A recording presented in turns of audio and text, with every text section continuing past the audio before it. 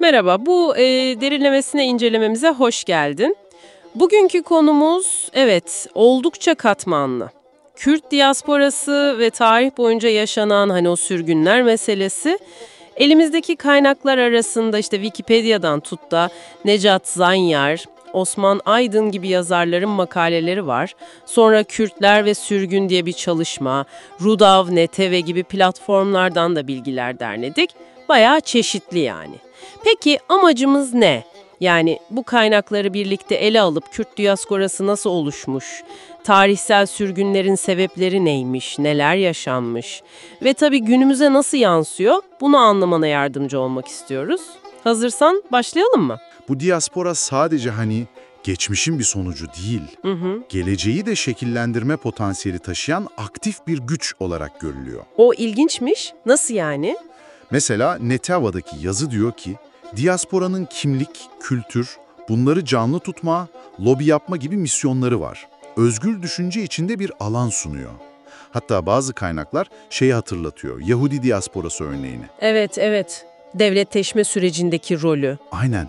Ulusal bir hedef için ne kadar kritik olabileceğini gösteriyor bu durum. Yani diaspora sadece bir sonuç değil, bir aktör aynı zamanda. Peki bu diaspora nasıl, yani neden ortaya çıktı?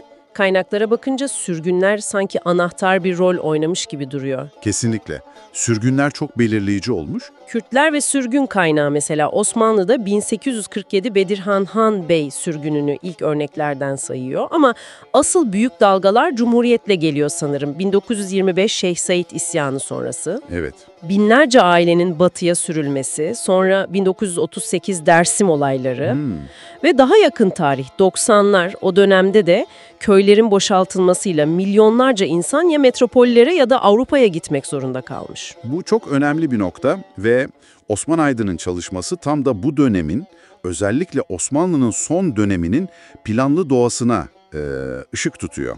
İttihat ve Terakki yönetimi zamanına 1916 yılına odaklanıyor ki bu tarih Ermeni ve Rum tehciriyle de aynı döneme denk geliyor. Evet, o paralellik dikkat çekici. İçişleri Bakanı Talat Paşa'nın kendi el yazısı tuttuğu belgelere dayanarak anlatıyor Aydın, 700 binden fazla Kürdün Adana, Sivas gibi merkezi vilayetlere ve daha birçok yere sürüldüğünü ve maalesef bu insanların yarısından fazlasının yolda hayatını kaybettiğini aktarıyor. Bunun planlı bir nüfus politikası olduğunu belirtiyor. 700 bin. Yarısından fazlası yolda ölüyor. Korkunç rakamlar bunlar. Ve dediğin gibi bu tür zorunlu göçler sadece Osmanlı ve Türkiye ile sınırlı değil. Sovyetler Birliği'nde de benzer şeyler yaşanmış değil mi? Evet. Maalesef bu yaygın bir örüntü olmuş farklı coğrafyalarda. Wikipedia ve Rudav kaynakları mesela 1937 ve 1944 yıllarında özellikle Ermenistan, Azerbaycan ve Gürcistan, hatta Batum dahil, buralardaki sınır bölgelerindeki Kürtlerin ta Kazakistan'a, Kırgızistan'a, Orta Asya'ya sürüldüğünü belirtiyor.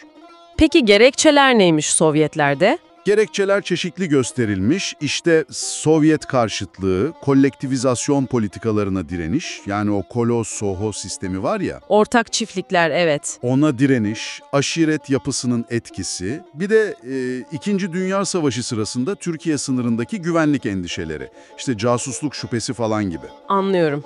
Güvenlik hep bir bahane olmuş sanki. Peki bu sürgünlerin insani boyutu? Mesela Rudav'daki hikaye. Evet, Şirin İsmailov ve ailesinin hikayesi.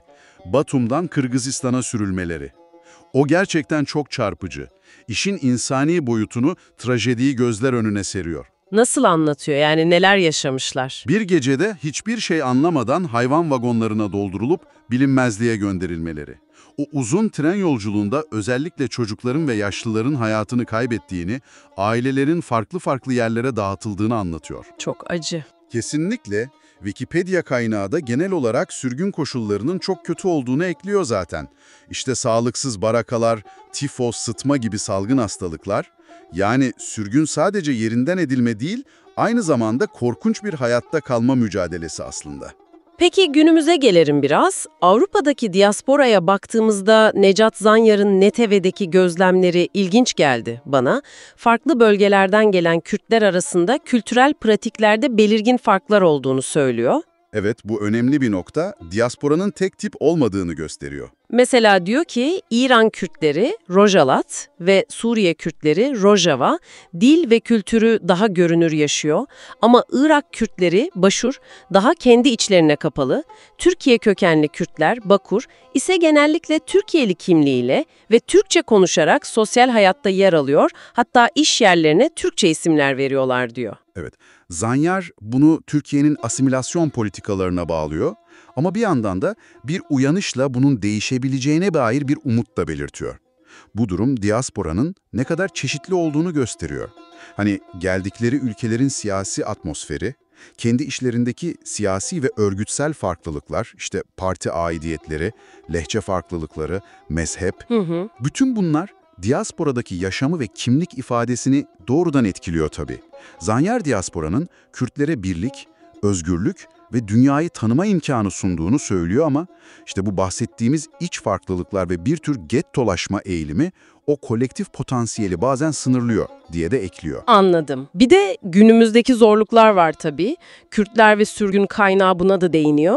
Özellikle Almanya gibi ülkelerde yaşanan sınır dışı edilme, yani deport tehditleri, Evet, o da güncel ve ciddi bir sorun. sosyal medya paylaşımları falan gibi gerekçelerle iltica başvuruları reddedilebiliyor ve insanlar memleketlerine geri dönemiyor. Bu da bir nevi kimlik sürgünü gibi tanımlanıyor. Aynen öyle. Fiziksel sürgünün yanına bir de bu ekleniyor. Gördüğün gibi kaynaklarımız Kürt diasporası ve sürgün tarihinin ne kadar derin, acı dolu ve gerçekten çok katmanlı olduğunu ortaya koyuyor. Farklı coğrafyalar, farklı iktidarlar ama sonuç hep zorunlu göçler ve bunların bireylerin, ailelerin, toplumun hafızasında bıraktığı o silinmesi zor izler. Evet, bu tarihsel süreçlerin ve güncel sorunların kimlik, kültür, siyaset, aidiyet algıları, bunlar üzerinde nedenli derin ve kalıcı etkiler bıraktığını görüyoruz. Kaynaklar bize hem yaşanan trajedileri, o büyük acıları, hem de diasporanın tüm bu zorluklara rağmen varlığını sürdürme gücünü, direncini ve barındırdığı potansiyeli anlatıyor aslında. Son olarak sana, dinleyenlere üzerinde düşünebileceğim bir soru bırakalım o zaman. Kaynakların da işaret ettiği gibi, diaspora içinde geldikleri bölgeler, siyasi görüşler, kültürel pratikler açısından belirgin farklılıklar var. Sence bu farklılıklar diasporanın ortak bir kimlik ve gelecek vizyonu etrafında birleşme potansiyelini nasıl etkiliyordur? Üzerine düşünmeye değer bir soru bence.